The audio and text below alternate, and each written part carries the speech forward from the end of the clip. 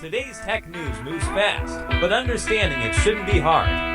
That's why Snarful Solutions Group brings you Connecting the Dots, where we break down what's happening in tech and why it matters to you. Now, let's dive in with your hosts. Welcome to Connecting the Dots. This is Snarful Solutions Group's daily tech show, broadcasting live from sunny Sacramento, California. I'm Alex. Yeah, I'm Morgan. It is Tuesday, March 10th, 2026, and we are just thrilled you're starting your morning with us. If you're local here in Sacramento, you are in for a gorgeous day. It is mostly sunny with a high of 72 degrees. It really is perfect out there today.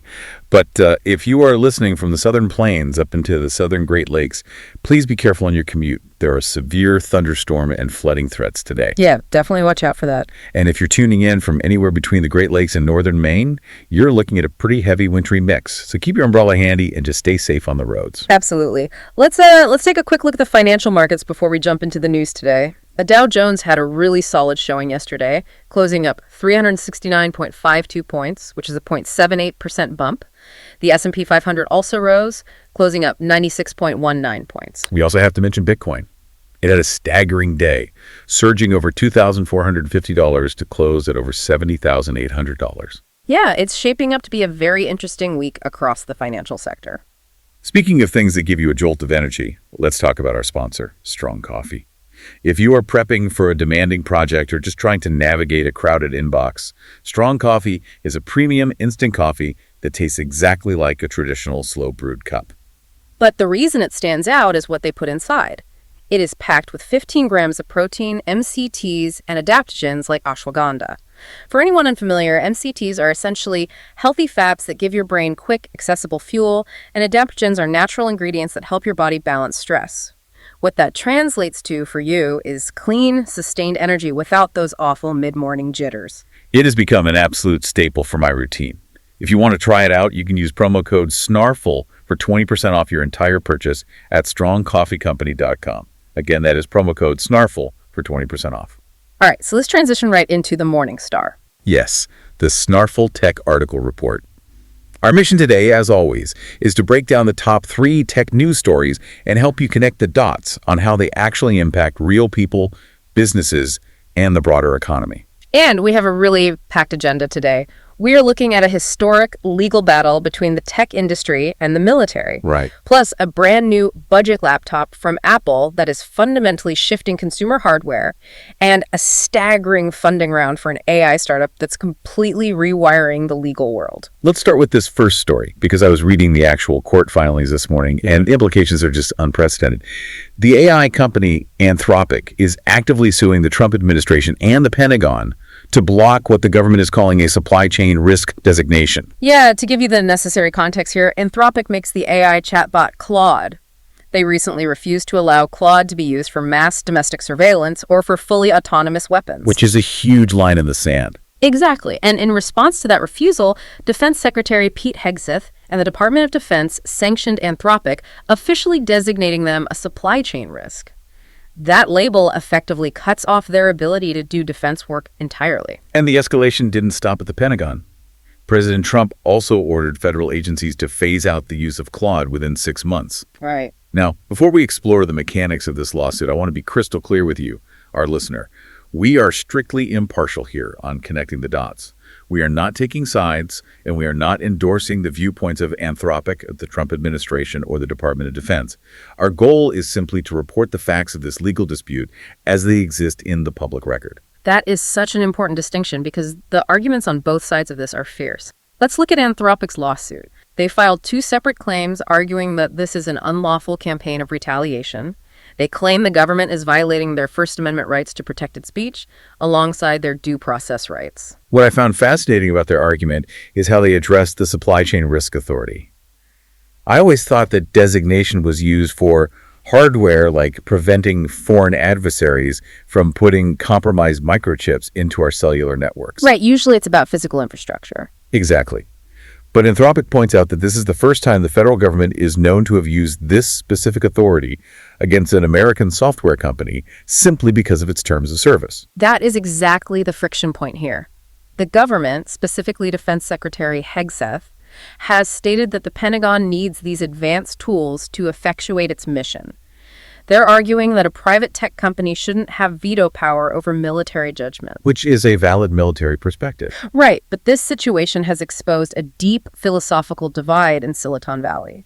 Because just hours after Anthropic was punished, their biggest rival, OpenAI, the makers of ChatGPT, swooped right in and struck a new deal with the Pentagon. Which triggered a seismic talent shakeup across the industry over the weekend. OpenAI's head of robotics, Caitlin Kalinowski, actually resigned in direct protest of that Pentagon deal. Wow. Yeah, she posted a statement saying that while AI absolutely has a role in national security, mass surveillance without judicial oversight and lethal autonomy without human authorization are lines that deserve much more deliberation. And she isn't standing alone on that front either. Over 30 leading AI developers from both OpenAI and Google filed a legal brief supporting Anthropic's position. It really is a collision between the ideology of AI safety and the ideology of American technological supremacy. And the consumer reaction is incredibly telling. Because Anthropic took this highly publicized moral stance, consumer downloads for Claude have skyrocketed. For the first time ever, Claude's popularity has overtaken both ChatGPT and Google's Gemini in the mobile app stores. If we zoom out and look at the broader business impact, the stakes are just astronomical. Anthropic is projecting $14 billion in revenue this year. That's massive. It is. They have more than 500 corporate customers paying them at least $1 million annually. So if you're a working professional or a business leader using Claude for writing code, analyzing financial data, or drafting emails, you are probably watching this closely. Right, because the underlying question is whether the government can force a private tech company to waive its own safety guidelines. Now, Anthropic's CEO, Dario Amodei, did come out and say that general use of their technology by military contractors shouldn't be affected, and everyday businesses don't need to panic about losing access. That's reassuring for their enterprise clients, at least. Yeah, but it sets up a defining legal battle for the age of artificial intelligence. How do corporate ethics hold up when national security is on the line? It is a question that federal courts are going to have to answer very soon. It fundamentally challenges how much leverage the government has over foundational digital infrastructure. We will certainly keep tracking that docket. But for now, let's pivot from the software side of the tech world to the hardware you might actually have sitting on your kitchen table. Apple just released a product that is going to completely upend the PC industry. They released the MacBook Neo, and it starts at just $599. When I first saw that price, I assumed it was a typo. Yeah. Usually when you walk into an electronics store and look at a $600 laptop, you're making severe compromises. Oh, absolutely. You're getting cheap, flexible plastic, a screen that washes out in the sunlight, and a processor that is at least 3 generations old. But Apple took a totally different approach here. The MacBook Neo features the A18 Pro chip. That's the incredibly powerful mobile architecture that was originally designed for the iPhone 16 Pro. It's a fantastic chip. It really is. They paired it with a 13-inch high-resolution liquid retina display, 8 gigabytes of unified memory, and 256 gigabytes of storage. And most importantly, they kept that premium, rigid aluminum chassis that you expect from the higher-end Air or Pro lines. I want to pause on that 8 gigabytes of memory for a second, because I know tech enthusiasts hear 8 gigabytes in 2026 and roll their eyes. But we have to remember how Apple builds their systems. Right, the unified architecture. Exactly. Unified memory means the CPU and the graphics processor share the exact same pool of memory. It is vastly more efficient than traditional PC RAM, so 8 gigs on an Apple chip performs remarkably well for everyday tasks. It is plenty of power for the target demographic, and visually, they made some really fun choices. It comes in silver, but also these vibrant new colors, citrus, indigo, and blush. How about those names? The tech reviewers were joking that the citrus color is a mix between a tennis ball and a highlighter. It is a bold aesthetic. They also managed to avoid the infamous webcam notch on the screen. By making the bezels just a tiny bit thicker, they fit a really fantastic 1080p FaceTime HD webcam right into the frame. But to hit that $599 price point, Apple clearly had to make some compromises. For example, the keyboard is not backlit. The keys are color matched to the laptop chassis, which looks sleek, but if you're trying to type in a dark room, you are going to be relying entirely on the glow of the screen to see your hands. That is a noticeable omission, especially for college students pulling an all-nighter or someone working on the couch while their family watches a movie. They also changed the trackpad. Right, the diving board style. Yeah, it's a mechanical diving board style trackpad rather than their usual haptic force touch version, though Apple designed it so you can still click smoothly anywhere on the surface. Wait, there is another compromise we have to talk about, and this one actually baffled me. The port situation. The MacBook Neo only has two USB-C ports. They're both on the left side, and one of them is a fast USB 3 port, while the other is an older, significantly slower USB 2 port. And they aren't labeled. That's the crazy part. They aren't labeled on the hardware at all. That is the detail that's driving reviewers crazy. If you want to plug in an external high-resolution monitor or a fast hard drive, you essentially have to guess which port is the fast one. And if you guess wrong...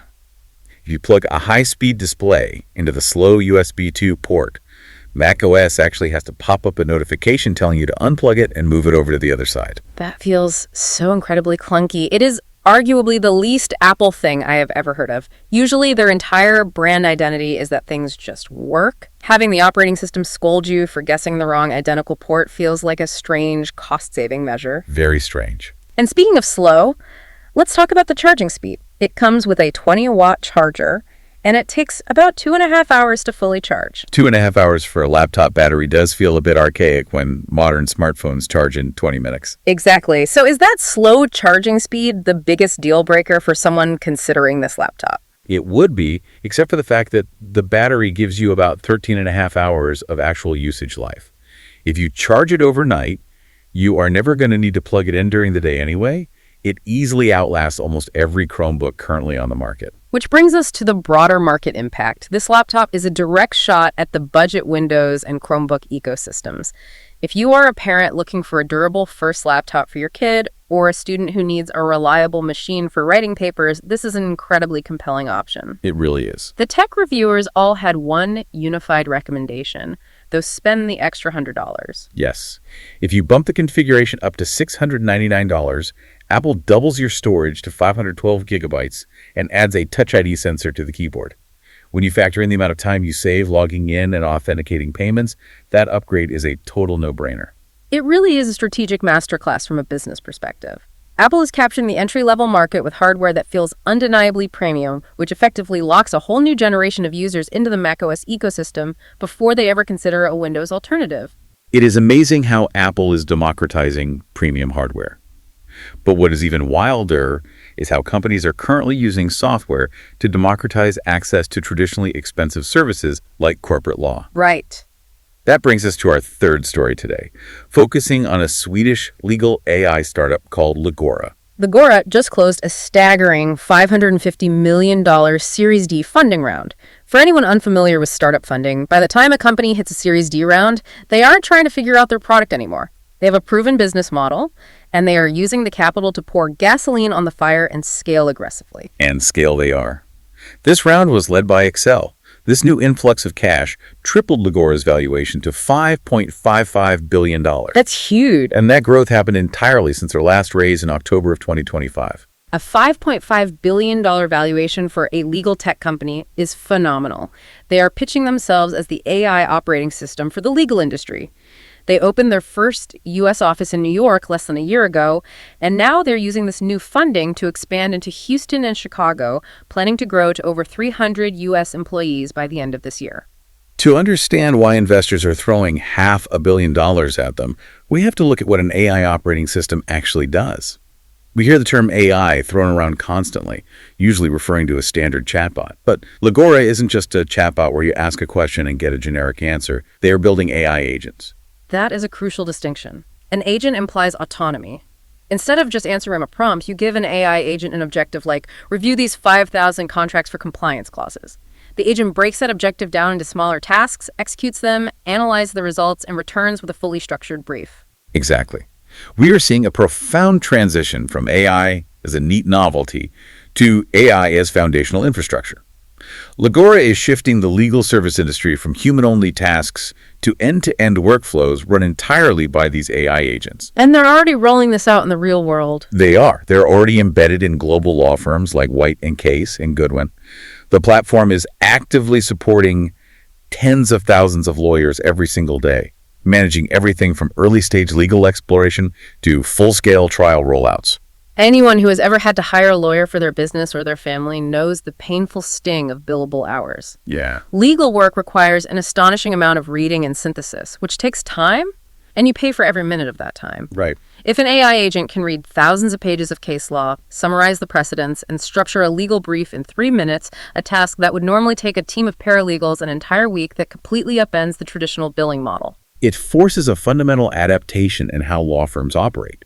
If the routine, labor-intensive work is handled by an algorithm, firms can no longer justify billing clients for hundreds of hours of document review. For businesses and everyday families navigating the legal system, this could eventually translate to much more accessible, efficient, and affordable representation. It is incredible to witness the sheer speed of this transition. A Swedish startup enters the US market, and within 12 months, they are fundamentally altering the infrastructure of American corporate law. It perfectly illustrates how specialized AI models are maturing. It is no longer just a generalized tool writing marketing copy. It is a highly trained, deeply collaborative system that is being trusted with mission-critical workflows in highly regulated industries. Okay, before we bring all of these threads together, we have to talk about our second sponsor, Old Glory. If you have a tech-obsessed friend who is notoriously difficult to shop for, or if you just want to upgrade your own wardrobe, Old Glory is an iconic music and sports fan merch store. They have an incredible selection that goes way beyond basic apparel. They celebrate the bands, sports teams, and pop culture moments we all love. And they don't just have band tees. They stock some really fantastic lifestyle brands. You can grab your favorite artist's hoodie, or pick up some Pins and Isas golf gear, or even grab a pair of those incredibly comfortable SCO knee shoes that you see everyone wearing right now. It is the perfect place to find something unique. And as a listener of the show, you can get a great deal. If you use the promo code SNARFL at checkout, you will get 15% off your entire purchase. You really can't beat that. Just head over to oldglory.com and remember to use promo code SNARFL for 15% off.